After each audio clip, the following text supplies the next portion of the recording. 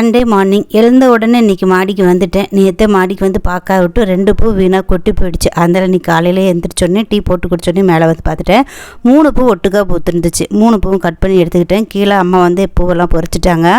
அம்மா வீட்டுக்கு நம்ம போனாலும் சரி, அம்மா நம்ம வீட்டுக்கு வந்தாலும் சரி, நம்ம கொஞ்சம் ரிலாக்ஸ் ஆகிடலாம். கொஞ்சம் சின்ன சின்ன வேலைகளாக இருந்தாலும் அவங்களே எல்லாம் செஞ்சு கொடுத்துருவாங்க. கிச்சனில் சமைக்கிற வேலை தவிர்த்துட்டு மற்ற எல்லா வேலையும் கூட மாட செஞ்சு கொடுத்துருவாங்க. இன்றைக்கி சந்தோஷுக்கு மோரில் சப்ஜா சீட் போட்டு தான் கொடுத்தேன்.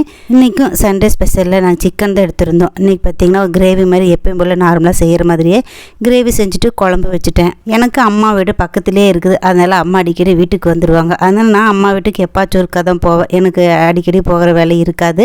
தூரமாக அம்மா வீடு இருந்துச்சு அப்படின்னா நாமளும் ஒரு 2 நாளைக்கு போய் அங்கே போய் இருந்துட்டு வந்தால் நம்மளுக்கு ரொம்ப ரிலாக்ஸாக இருக்கும் அப்படின்னு சொல்லி நினச்சிருக்கிறேன். நிறைய டைம் நான் யோசிச்சிருக்கிறேன் அந்த மாதிரி. ஆனாலும் இதுவும் ஒரு பெரிய சந்தோஷம் தான். ஏன்னு பார்த்தீங்கன்னா அடிக்கடி நம்ம போய்க்கலாம். பார்த்தீங்கன்னா நினச்சா உடனே பார்க்கணும், நினச்சா போய் பார்த்துட்டு வந்தாலும் அவங்களும் நினச்சா வந்துடலாம். நீங்கள் அம்மா வீட்டு பக்கத்துல இருந்தால் பரவாயில்லையா இல்லை தூரத்தில் இருந்தால் பரவாயில்லையான்னு சொல்லிட்டு எப்படி ஃபீல் பண்ணுறீங்க அப்படின்னு சொல்லி கமெண்ட்டில் சொல்லுங்கள். சிக்கன் என்னவோ காலையிலே எடுத்துகிட்டு வந்தார். ஆனால் சமைச்சது நான் லஞ்சுக்கு தான். சமைச்சிட்டு இருக்கும் போது தண்ணி வந்துச்சு. நல்லா சமைச்சு முடிச்சுட்டு அதுக்கப்புறம் தான் குடிக்கிறதுக்கு தண்ணி பிடிச்சேன். வெளியிலலாம் அம்மா பார்த்துக்கிட்டாங்க. வீடியோ பிடிச்சிருந்துச்சுன்னா மறக்காமல் லைக் பண்ணுங்கள்.